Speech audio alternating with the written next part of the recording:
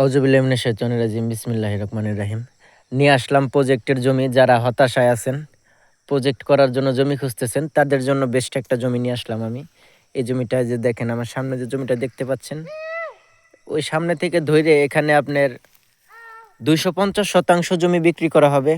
Urgent বিক্রি করা হবে, খুবই আর্জেন্টলি বিক্রি করা হবে। এখানে জমির পরিমাণ আছে 250 শতাংশ। এই 250 শতাংশ জমি খাজনা খারিজ সব আপ টু ডেট করা আছে, অনলাইন করা আছে।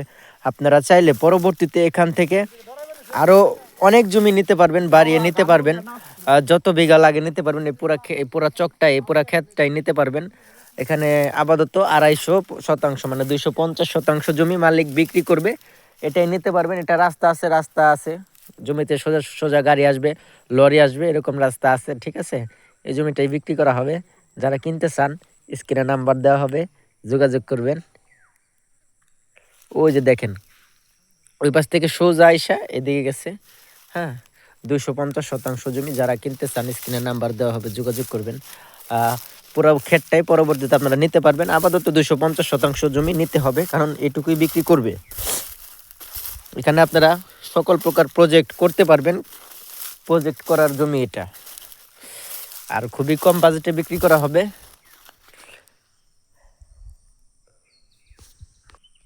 এই যে জমিটাই বিক্রি করা হবে, ঠিক আছে।